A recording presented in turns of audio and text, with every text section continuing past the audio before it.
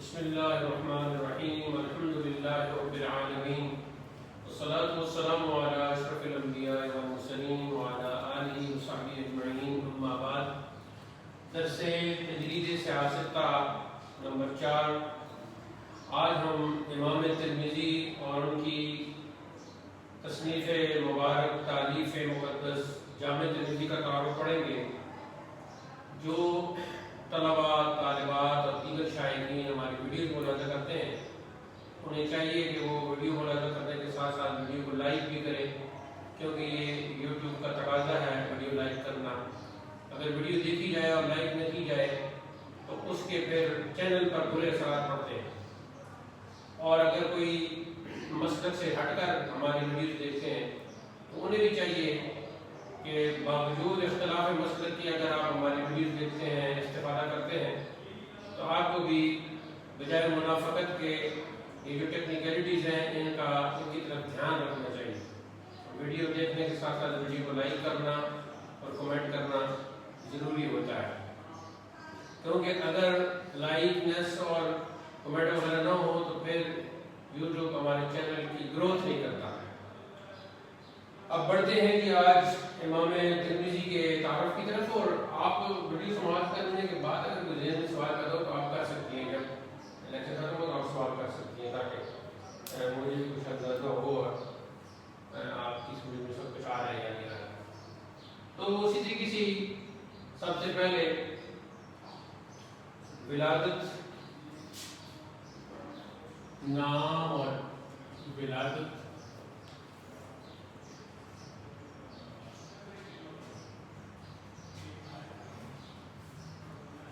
ان کا نام ہے جی امام ابو عیسیٰ، یہ ان کی کنیت ہوگی، اور یہ اپنی کنیت کا استعمال بھی کثرت سے کرتے ہیں۔ محمد ان کا نام ہو گیا، محمد بن عیسیٰ، پھر ان کی جو دادا ہیں ان کا نام بھی عیسیٰ ہے۔ تو مختصر کریں گے امام ابو عیسیٰ محمد بن عیسیٰ ترمذی۔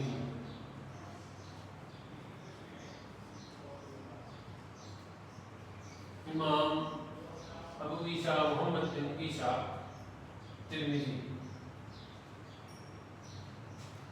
آپ کی ولادت ترمذ میں اوور 9 ہوئے، ترمذ کو 210 ہجری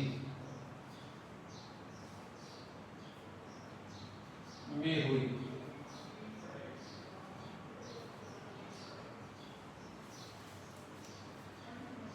ترمذ جو ہے وہ جو میں نے دریا بتایا تھا جہرون، نہر جہرون جسے کہتے ہیں، تو اسی کنارے پر آباد ہے، ساحل پر۔ ترمذ اوور 9 کر دیں، نہر جہرون اوور 9 کر دیں کہ ساحل پر آباد ہے۔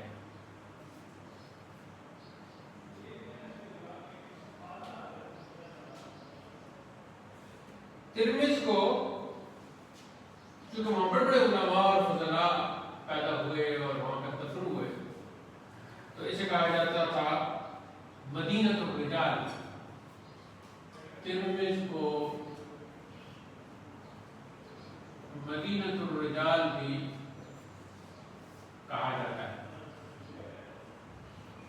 لفظی معنی کیا ہے؟ مردوں کا شہر۔ یہاں مردوں سے الرجال سے مراد کون ہو گئے؟ العلماء، الفضلاء، المحدثون، المفسرون، المتکلمون، المحققون، المدققون۔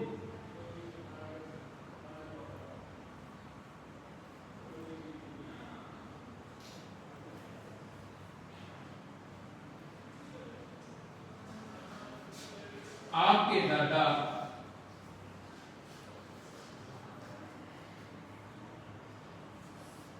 پہلے مروز میں آباد تھے، یہ شہر کا نام پہلے مروز میں آباد تھے،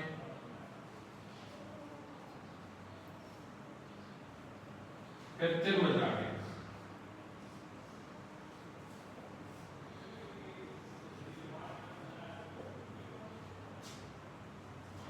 دوسرے نمبر پر ہوگا جی تعلیم.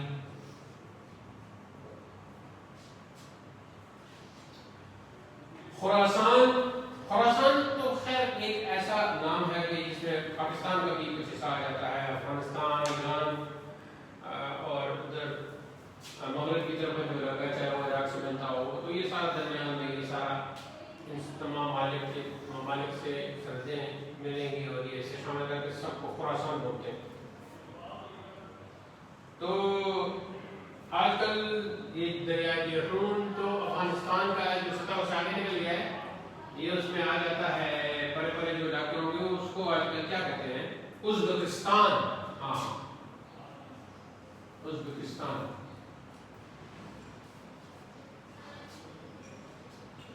تو یہ جو خراسان ہے ماوراء النہر کا جو علاقہ ہے، یعنی ماوراء النہر کا مطلب نہر جہرون سے پہلے پڑے گا، تو اب نیا جو ہے وہ ازبکستان آپ پہلے.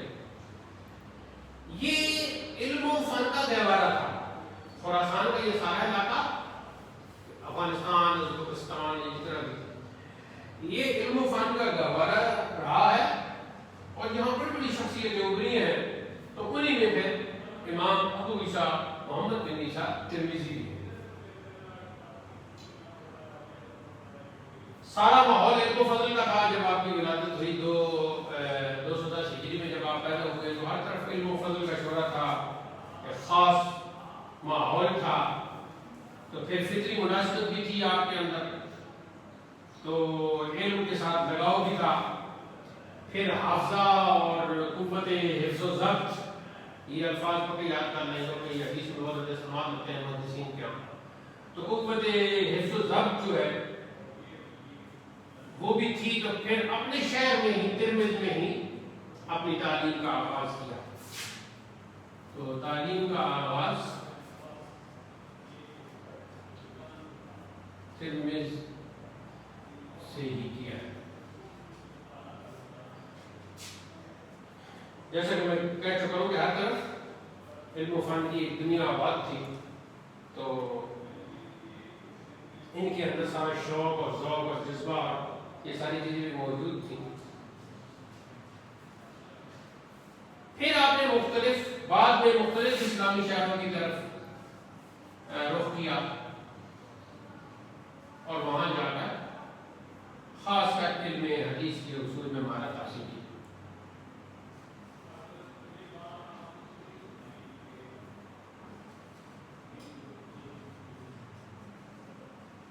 رخ کیا اور علم حدیث میں مہارت حاصل کی.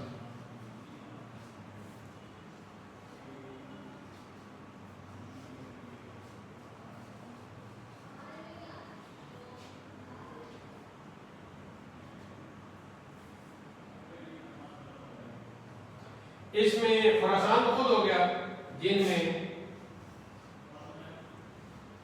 خراسان،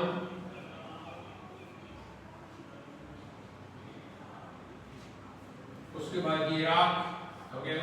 پہلے بتا چکے ہیں ہم عراق، اس کو بغداد اور یہ سارے مرکز تھے. خراسان، عراق اور حجاز شامل ہے. تو وہاں پہ بڑے بڑے اساتذہ سے کسب فیض کیا.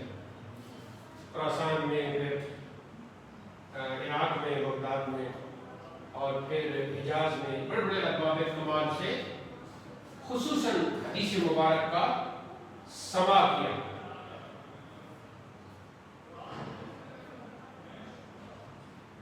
تو اگلا عنوان آپ اساتذہ کر لیں. ان میں سے کچھ نام لکھ لیں، جیسے قتیبہ بن سعید،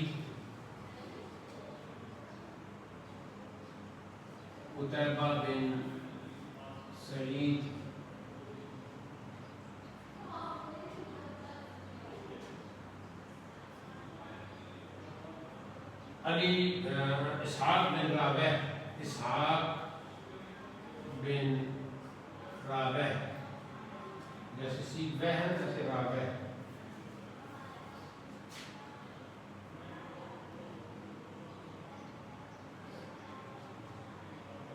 ابو مصعب زہری،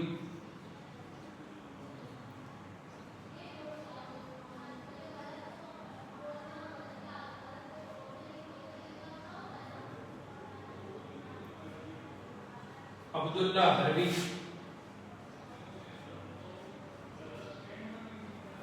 اور چونکہ ہر جگہ سماعت کیا تو اساتذہ کی تعداد تو پھر بہت زیادہ ہو جاتی ہے. یہ نام ہے. اور ادھر جو ہے وہ بخاری محمد بن اسماعیل بخاری، امام محمد بن اسماعیل بخاری.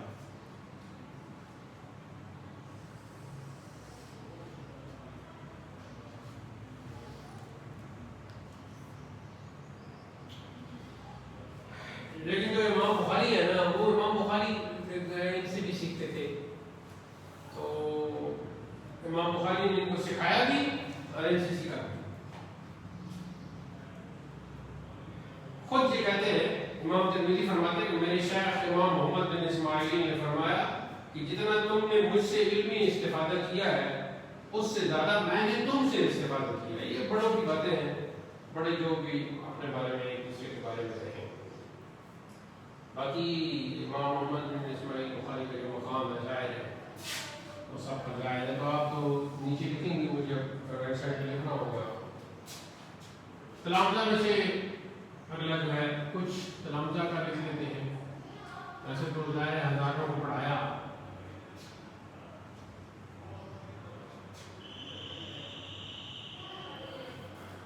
ہر جگہ آپ پڑھانے کے لیے صرف خراسان کا علاقہ ہی نہیں تھا، مختلف جگہوں پر آپ کا حلقہ درس قائم تھا. تو پھر جب مختلف جگہوں پر آپ کا حلقہ درس قائم تھا تو سیدھی سی بات ہے کہ آپ کے شاگردوں کی تعداد اور تلامذہ کی تعداد بہت زیادہ ہے. جب آپ نے حلقہ درس قائم کیا تو خراسان کے علاوہ دوسرے ملکوں کے باشندے بھی طالب علم بن کر قافلہ کیا کہتے ہیں جوک در جوک قافلے جو ہے وہ سماع حدیث کے لیے آئے.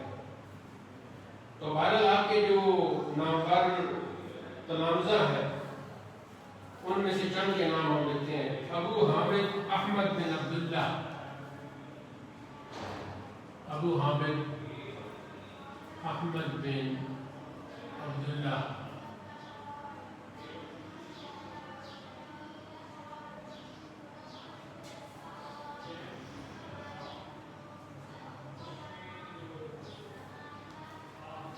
احمد بن یوسف،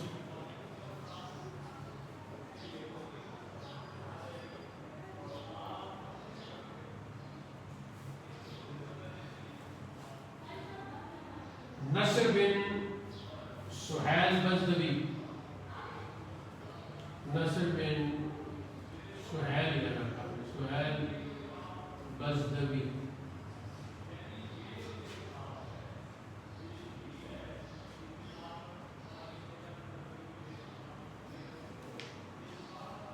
حماد بن شاکر،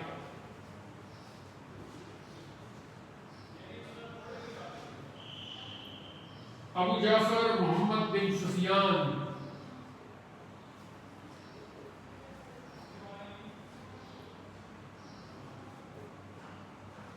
ابو جعفر محمد بن سفیان.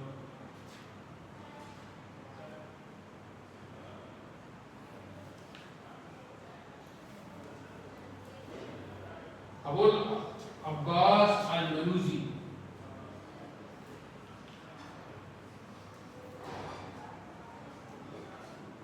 تو یہ نام کافی ہیں.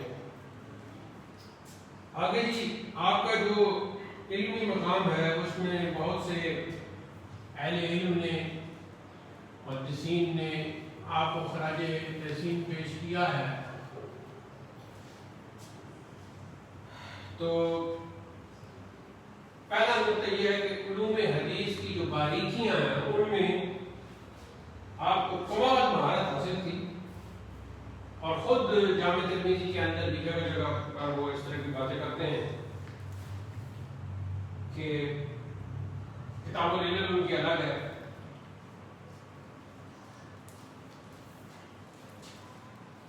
تو اس میں یہ ہے کہ آپ جلیل القدر فقیہ اور محدث تھے.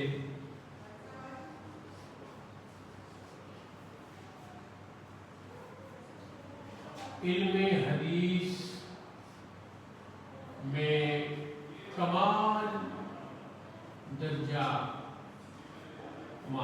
کرتے تھے.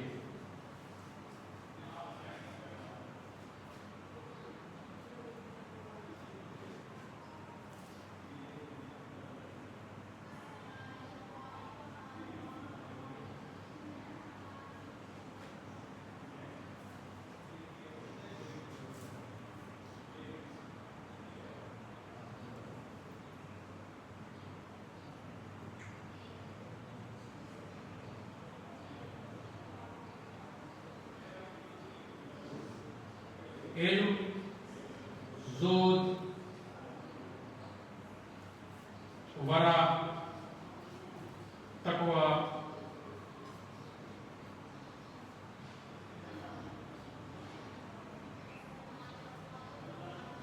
میں اپنی مثالات ہیں.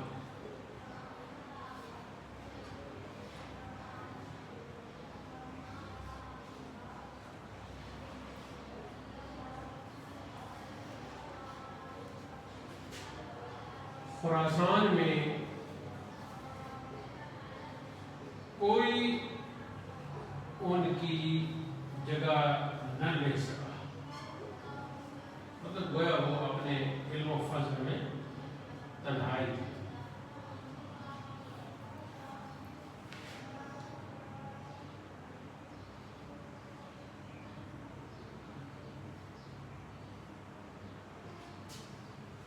غیر معمولی قوت یافتہ کے مالک تھے.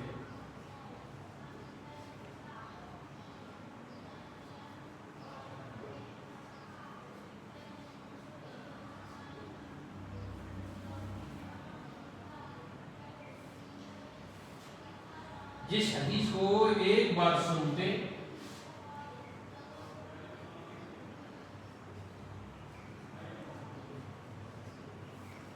وہ ہمیشہ کے لیے محفوظ ہو جاتی.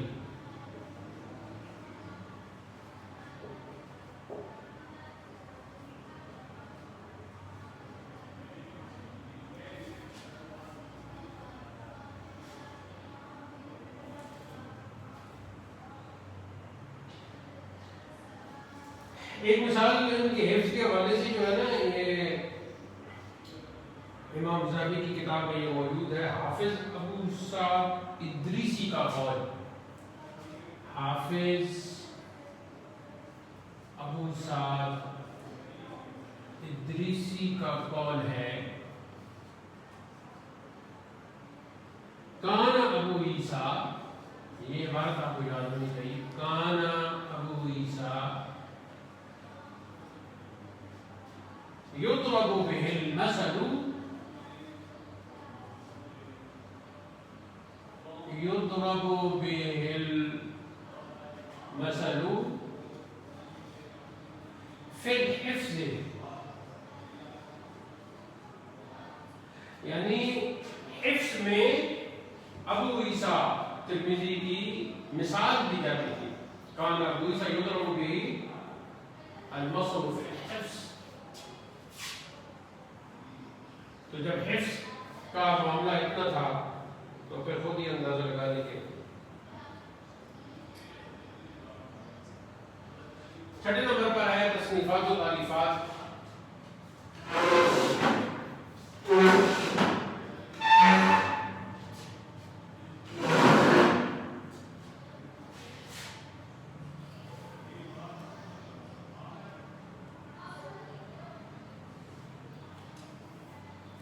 تصنیفات و تالیفات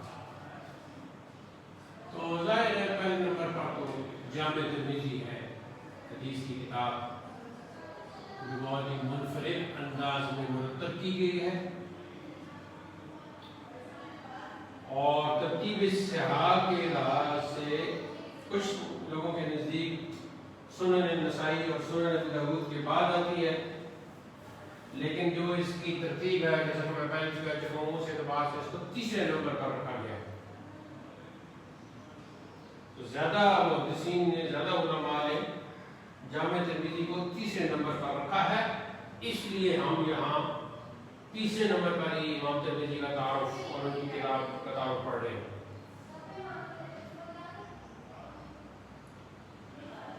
دوسری ان کی ہے جی کتاب العلل، اور اور اس میں بھی ان کو انفرادیت حاصل ہے. اور تیسرے نمبر پر ان کی مشہور ہے جی کتاب الشمائل النبویہ. کتاب الشمائل النبویہ جس میں آپ صلی اللہ علیہ وسلم کے شمائل اور آپ کی عادات اور دیگر معلومات اس میں لکھی ہے. بہت مختلف کتاب ہے جو عموماً شمائل، میں نے اس کا ترجمہ اس لیے بھی کی ہے، شمائل ترمذی کے نام سے مشہور ہے. اپنے موضوع پر منفرد کتاب اس سے پہلے نہیں لکھی گئی اور بعد میں کسی نے کیا لکھنی تھی اس طرح کی. چوتھے نمبر پر ہے جی کتاب تاریخ.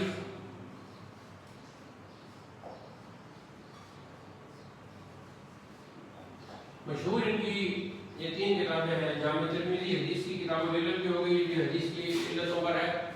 اور تیسرے نمبر پر کتاب الشمائل النبویہ جو شمائل ترمذی کے نام سے مشہور ہے. اگلا عنوان ہے ہمارا وفات اور وصال. وفات تو وصال. 13 رجب 299 ہجری. 13 رجب مولا علی کی ولادت بھی ہے. 13 رجب 299 ہجری کو ترمذ، جیسا کہ میں نے بتایا ترمذ جو ہے یہ اس میں آ جاتا ہے ازبکستان سمجھتے. ترمذ میں 13 رجب 299 ہجری کو ترمذ میں دار فانی کو چھوڑ کر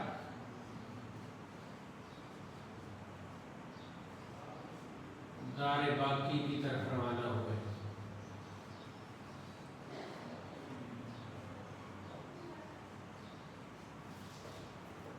یہ موت نہیں ہوتی. دراصل ہم ایک جہان سے نکل کر دوسرے جہان میں جاتے ہیں.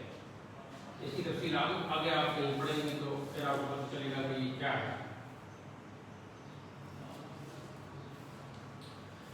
اب اگلا ہمارا جو عنوان ہے وہ ہے یہاں جتنے میں جگہ تو باقی نہیں رہی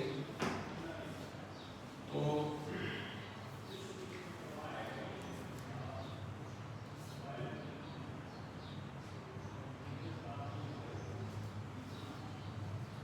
کسی زمانے میں تو وہ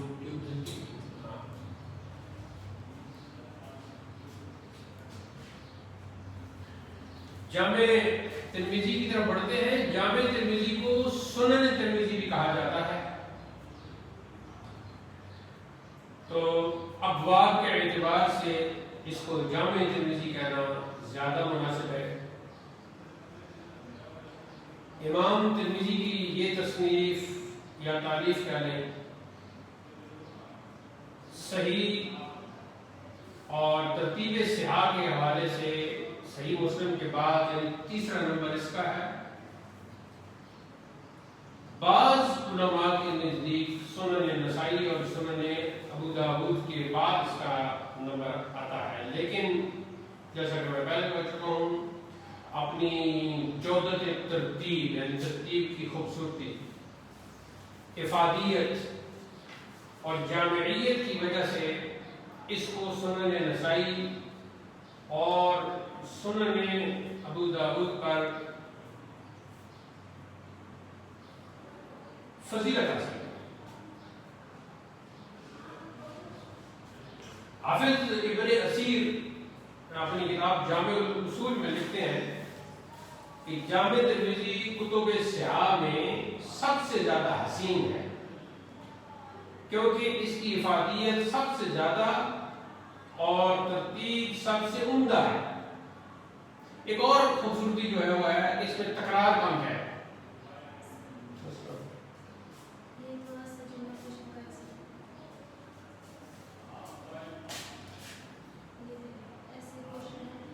نیوش، حق نیوش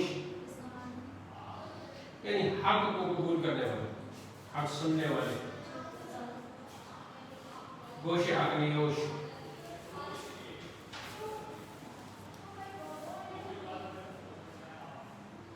کیونکہ اس کی افادیت سب سے زیادہ اور ترتیب سب سے عمدہ ہے اور میل اس کی تکرار بہت کم ہے. پھر مذاہب ائمہ اور وجوہ استدلال کے ذکر، اور پھر انواع حدیث پر گفتگو، اور پھر روات یعنی جو راویان حدیث ہے، احوال روات کے بیان میں یہ کتاب سب سے منفرد ہے.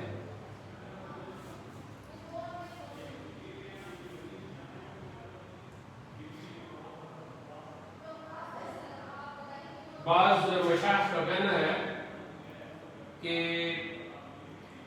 بخاری اور مسلم سے تو زیادہ استفادہ وہ کر سکتا ہے جو خود عالم ہو، لیکن جامع ترمذی سے ہر شخص فائدہ اٹھا سکتا ہے.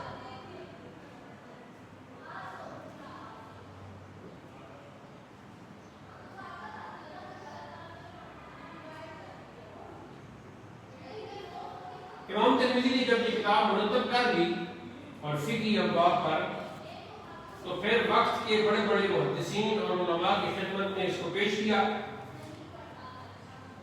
اور انہوں نے پھر اس کو پسندیدگی کی نگاہ سے دیکھا. تو یہاں ایک عربی تہذیب التہذیب میں عربی عبارت ہے کہ خود امام ترمذی فرماتے ہیں صنفت هذا الكتاب یعنی المسند الصحیح، میں نے تصنیف کیا اس کتاب کو یعنی مسند صحیح کو، اپنی اس جامع کو. فعرضته على علماء الحجاز والعراق وخراسان، پھر میں نے اس کو علماء حجاز، علماء عراق اور علماء خراسان کی خدمت میں پیش کیا. فرضوا به، تو انہوں نے اس کو بہت ہی پسند کیا. لفظی معنی ہے فرضوا به یعنی وہ اس سے راضی ہو گئے، مطلب اس کو بہت پسند کیا.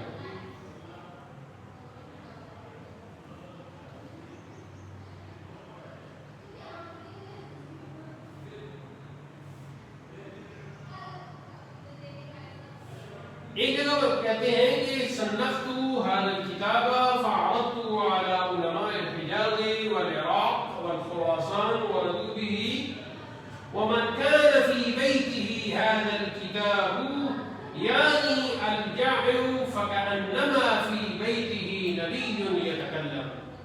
اللہ اکبر.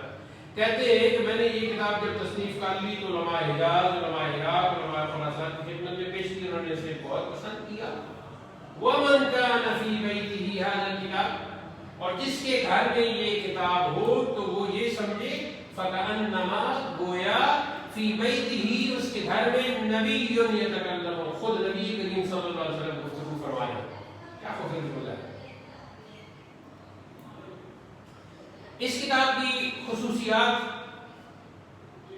ایک تو پہلے میں بتا چکا ہوں کہ اس میں تکرار بہت کم ہے.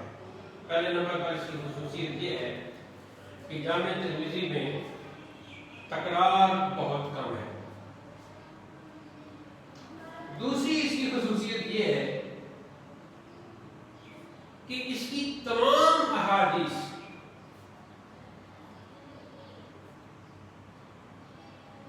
کسی نہ کسی محدث اور کسی نہ کسی فقیہ کے نزدیک صحیح ہے. تو پھر کیا مطلب ہوا؟ یعنی لائق حجت بھی ہیں اور قابل عمل بھی ہیں.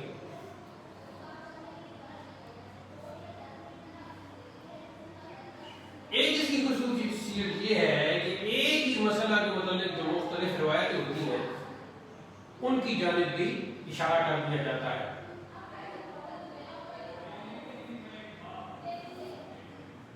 مزید اس کی خصوصیت یہ ہے کہ کسی روایت کی سند میں کوئی عیب ہو، مثلا راوی کے اندر یا کچھ، تو یہ اس کو بھی ظاہر کر دیتے ہیں.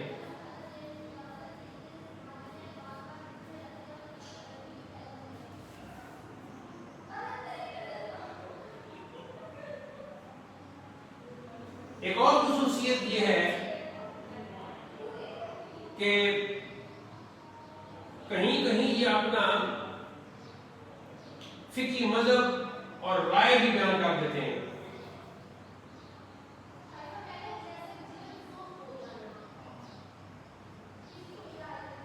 ایک اور خصوصیت یہ ہے کہ سند میں راویوں کی کنیت یا ان کے جو القاب وغیرہ ہوتے ہیں ان کی بھی تفصیل بیان کر دیتے ہیں۔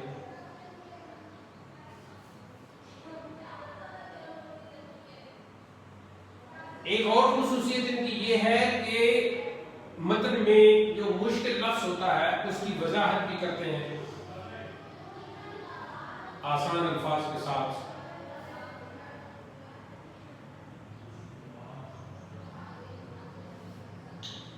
اگر ایک اور خصوصیت یہ کہ اگر دو حدیثوں کے درمیان تعارض ہو، کلیش ہو، کہ ایک حدیث میں کچھ اور ہے اور دوسری حدیث میں بالکل اس کے برعکس ہے، تو اسے کہتے ہیں تعارض، انگریزی میں کلیش کہتے ہیں، تو اس تعارض کو بھی یہ رفع کر دیتے ہیں، یعنی کلیش کو ختم کر دیتے ہیں، مٹا دیتے ہیں۔ اگر کوئی حدیث منسوخ ہے تو اس کا منسوخ ہونا بھی بیان کر دیتے ہیں۔ اور اس کی آخری اور سب سے بڑی خصوصیت جو میرے نزدیک ہے وہ یہ ہے کہ جب سے جامع ترمذی تصنیف ہوئی ہے اس دن سے لے کر، اس وقت سے لے کر آج تک، آج کیا ہے 25 اپریل 2026، آج تک یہ مدارس میں پڑھائی جا رہی ہے۔ اتنی بڑی کتابیں حدیث کی بھی، فقہ کی بھی، سیرت کی بھی، تاریخ کی بھی، بڑی بڑی کتابیں لوگوں نے لکھی، لیکن وہ بس کسی کمرے میں بند ہو کر رہ گئی، نہ پڑھنے والوں نے پڑھا اور نہ ہی پھیلانے والوں نے پھیلایا۔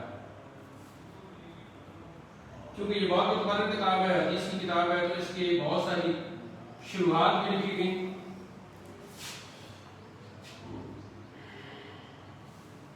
تو کچھ کے نام ہمیں ان کا انتخاب کر لینا چاہیے۔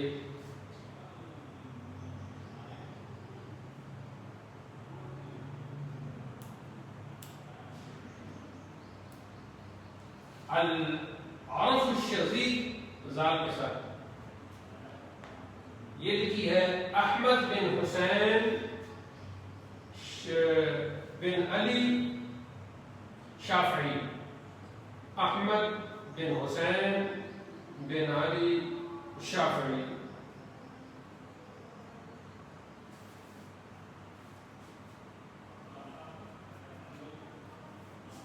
ایک اور اس کی شرح کی ہے شرح مختصر الجامع ترمذی، سلیمان بن عبد القوی حنبلی۔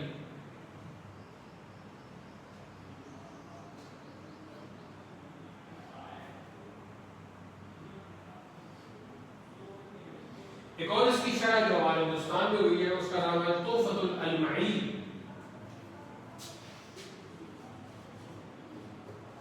تحفۃ الالمعی یہ لکھیے علامہ صدر البراء القادری مصباحی، علامہ صدر البراء القادری مصباحی۔ وہ جو جامعہ شریفیہ مبارک پور ہے اہل سنت کا مرکز انڈیا میں، اس کا نام پہلے مصباح العلوم تھا، تو پھر وہاں کی جو فارغ التحصیل ہوتے ہیں ان کے نام کے ساتھ مصباحی لکھا ہوتا ہے۔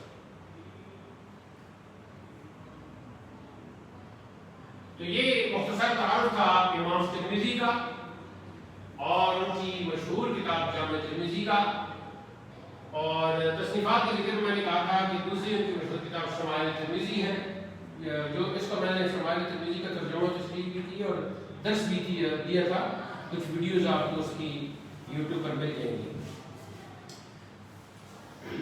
ہمارے دروس کی جتنی ویڈیوز یوٹیوب پر نشر ہوتی ہیں، کبھی لائیو ہوتی ہیں، کبھی ویڈیو بن رہی ہوتی ہے، تو خاص کر لائیو میں کچھ سگنل کی کمی کی وجہ سے بعض اوقات الفاظ کٹ بھی جاتے ہیں۔ ایسی ویڈیو ہو تو اس کو ایڈیٹنگ کے وقت بھی کچھ کمی بیشی ہو سکتی ہے. کہیں کوئی کسی ویڈیو میں آپ کو کوئی اشکال پیدا ہو یا کوئی سوال پیدا ہو تو آپ کمنٹ باکس میں بھی کر سکتے ہیں. براہ راست اس خاکسار کان اللہ علیہ سے بھی رابطہ کر سکتے ہیں. خطا کی، غلطی کی اور ہر طرح کا جو امکان ہوتا ہے. بعض اوقات لائیو ویڈیو میں سگنل نہ ہونے کی وجہ سے کچھ لفظ چھوٹ جاتے ہیں یا ایڈیٹنگ ویڈیو کی ایڈیٹنگ میں کچھ کٹ جاتے ہیں، تو اس سے جو ایک ایسا ہوتا کم ہی ہے لیکن چونکہ امکان ہے تو اگر کوئی ایسی بات ہو تو آپ کمنٹ باکس میں بھی لکھ سکتے ہیں، براہ راست رابطہ بھی کر سکتے ہیں. آج کا درس اختتام پذیر ہوا. اللہ تعالیٰ ہمیں علم نافع اور حسن عمل کی ہمت ارزانی فرمائے. وآخر دعوانا الحمد